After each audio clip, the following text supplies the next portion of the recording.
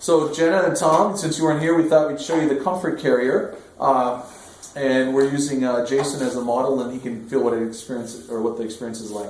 So what it does is it's going to come down. It crisscrosses from one leg all the way to the other side. If you lift that up, so we can illustrate, and crisscrosses underneath his legs. Bring this part up to your kneecaps. There we go.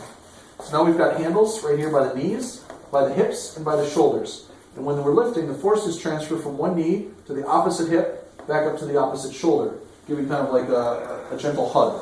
Okay, guys, grab the knee on each side, and I want you to feed your arm through the shoulder harness. I'm going to show you a trick. Dustin, come over here. So Kevin, can you illustrate? Come over here. So what we're doing is we're passing the arm through the shoulder handle and grabbing the hip handle to improve ergonomics. What this is going to allow them to do is totally control his back angle without leaning over, and yet at the same time keep their arm low to grab around the lower handle. Now go ahead and just stand up, walk around. So we're moving from point A to point B, and back onto the wheelchair, or the aircraft seat, or the fishing boat, or the elephant in India. No back strain for those lifting either. Yeah.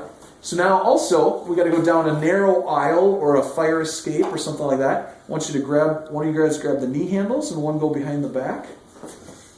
So you can go those stairs back. We can go, come from the side, Kevin, if you would. Yeah. And so we can grab this way and come off to the side of the wheelchair this way. And Michael, you can do the same thing, grabbing from the hip. You're going to get better ergonomics. Grabbing the strap, not the extra strap. Okay. Now I notice, how long can you stand there holding them? Hold on. Now, tip your head back. Okay. If you had a floppy head, I get asked about head support all the time. We actually found that wasn't necessary because as Michael's holding them, his arms act as side supports to the head, and the person's head is kind of nestled up against the person lifting. So go ahead and put them back. And finally, grab from the shoulder harness or the shoulder handles and do it one more time if you don't mind. Go ahead and the knee handles again. Now you're going to hang lower. You'll let them down full arm length, Michael. Extend your arms. There you go.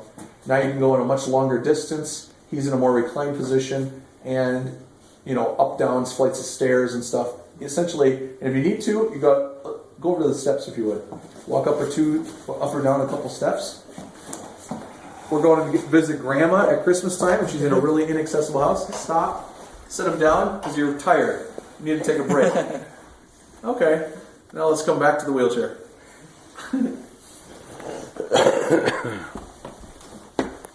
So anywhere people can walk, you can maneuver. If you needs to be, and that could be a taxi cab, an automobile that's not. Grab these two straps and lift them. Yeah. Oh yes, thank you. Yes, and when the person is sitting slouched, this allows you to shift them. The other thing is if you're sitting down, your hips are cocked to one side, which happens all the time in the aircraft seats because they got those real high handles on the side. So if you would sit real sideways, lean on like one hip, go to the other side, Michael, grab the other hip handle, and just lift up. This side? Yep.